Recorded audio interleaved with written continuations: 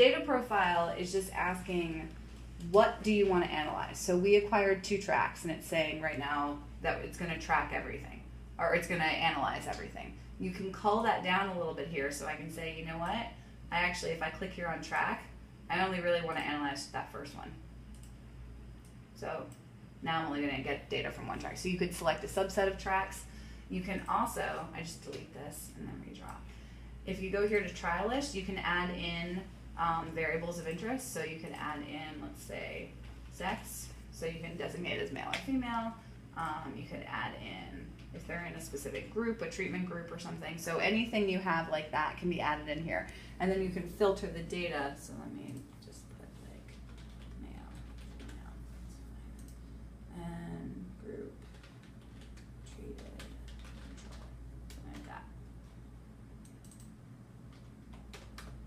So now when I go here to data profile, those popped up as options. So I can say, you know what, I only want you to show me my females today. I don't care about the male data. And I can drag that in. Or you can also say, I want to see both of them, but I want to see the data separated out. So I'm going to put that underneath and then do a different results bin. Say okay, pull that over.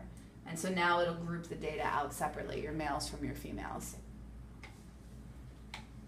So if we do that, we go to analysis profile, then here you're choosing what actually from the tracked data, what are the variables that you're interested in? What's the data you want to get out? So one thing you might want to know is for the locations in the zones. So this is going to tell you data about the time in the arena, which is the entire time. So I don't really understand why that's always checked, because you don't care about that. That's just, it's always going to be in the arena. But maybe time spent on the left versus the right. When were it in those 2 zones?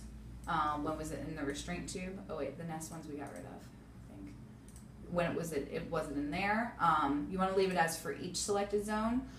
If you choose on any, so if you say when in any of the selected zones, it's going to find when the animal was in any of them and group all that time together. So it doesn't necessarily, that's nice if you want to kind of cumulatively look at time spent in this one and this one. But if you really want to know it separately, just say for each of them. So it'll tell you the time for each zone separated out. And then you can pick, do you want to know maybe the nose point and the center point?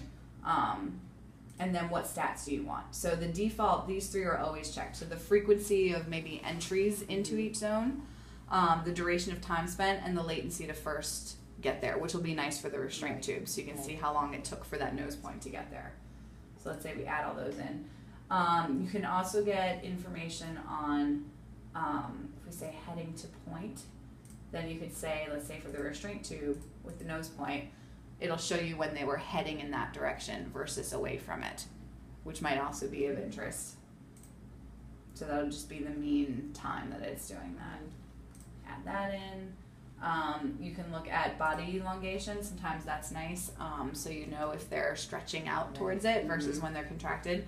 With this, you're basically just going to need to play with the percentages until, with all of these here under individual behavior, these are all done by percentages. So what we recommend with this, because you can change all of what your thresholds are for all of these. So we recommend take your video and you time it yourself once. So while you're watching it, you say, you know, if you're interested in movement, when are they immobile versus mobile?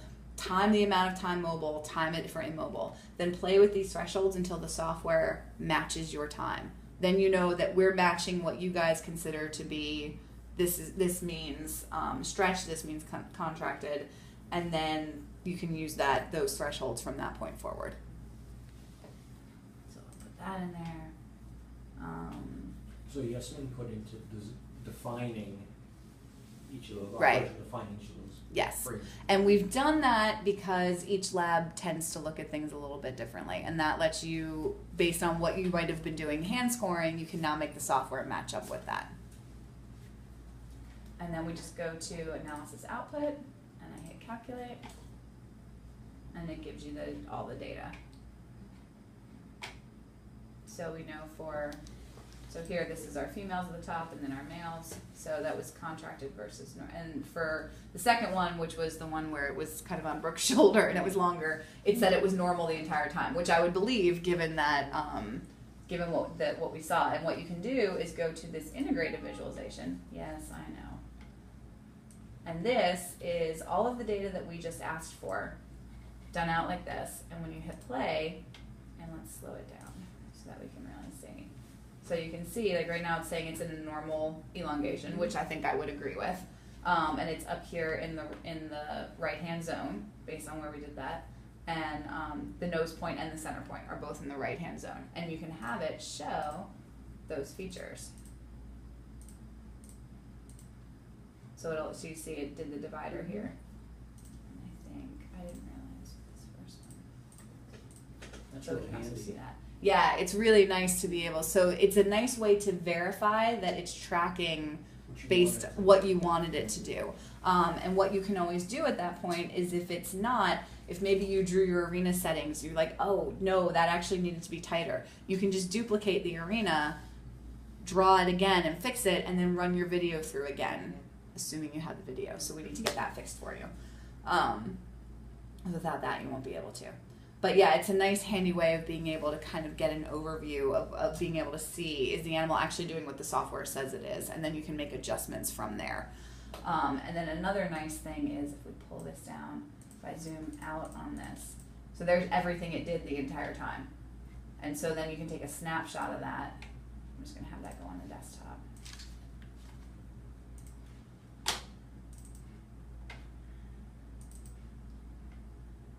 And then you can see that. So you can move this over and make it look prettier, but that's nice to put on a poster potentially, so you can kind of see everything.